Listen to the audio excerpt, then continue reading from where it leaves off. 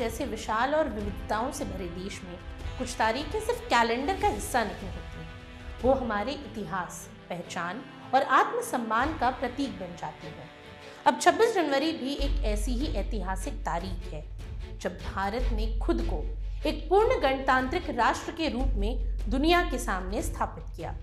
ये दिन इस बात का प्रमाण है कि देश की आजादी केवल विदेशी शासन से मुक्ति नहीं थी, बल्कि अपने अधिकारों, कर्तव्यों और संविधान के तहत जीने की शुरुआत भी थी। यही वजह है कि 26 जनवरी सिर्फ परेड और झांकियों का दिन नहीं, बल्कि भारतीय लोकतंत्र की आत्मा को समझने और महसूस करने का अवसर है।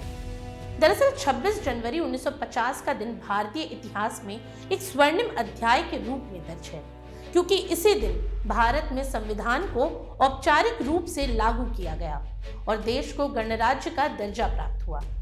आसान शब्दों में कहें तो इसी दिन भारत ने खुद को एक ऐसे राष्ट्र के रूप में स्थापित किया जहां सत्ता का असली स्रोत जनता है। रिपब्लिक यानी गणतंत्र का मूल अर्थ ही यही है कि राज्य जनता का होता है और शासन जनता के हित में, ये जनता द्वारा और जनता के लिए चलता है।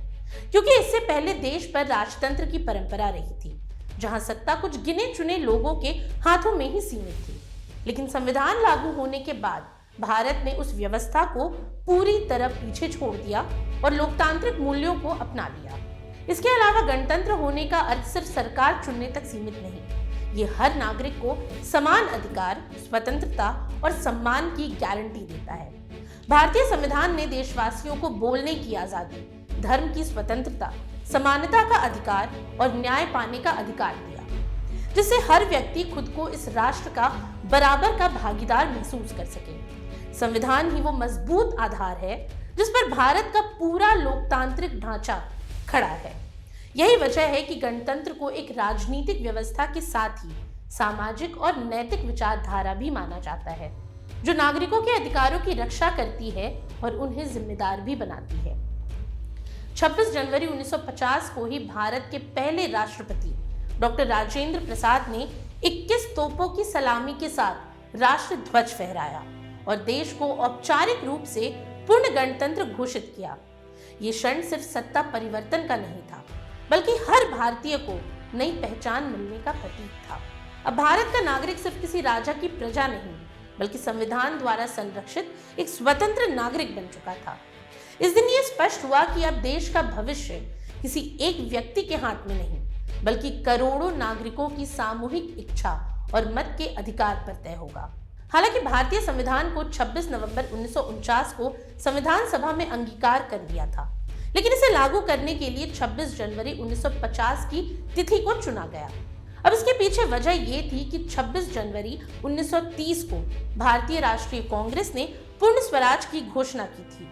इस तरह ये तारीख आजादी के संघर्ष और संविधान के सपने को एक दूसरे से जोड़ने वाली कड़ी बन गई और तभी से हर साल 26 जनवरी को गणतंत्र दिवस के रूप में मनाया जाता है।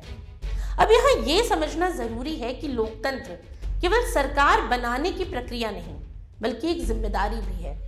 ऐसे में गणतंत्र दिवस हमें आत्ममंथन का अवसर देता है कि हम अपने अधिकारों के प्रति कितने सजग हैं और अपने कर्तव्यों को कितना निभा रहे हैं। क्योंकि भारतीय गणतंत्र किसी एक व्यक्ति, सत्ता या विचारधारा का नहीं, बल्कि 140 करोड़ नागरिकों की सामूहिक चेतना का परिणाम है।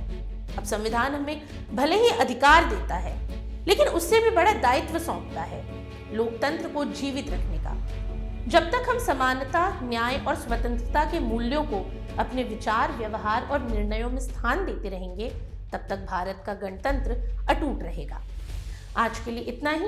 ये सामग्री आपके लिए जुटाई थी उर्वशी शेखर ने और वीडियो संयोजन किया था राहुल कुमार ने। ये वीडियो आपको कैसा लगा हमें कमेंट सेक्शन में जरूर बताएं और ऐसी तमाम रोचक जानकारियों के लिए बने रहिए स्वराज पोस्ट झारखंड के साथ। और अब तक अगर आपने हमारे YouTube चैनल को सब्सक्राइब नहीं किया तो अभी जाकर करें और Facebook पर हमारे पेज को लाइक और फॉलो करना ना भूलें।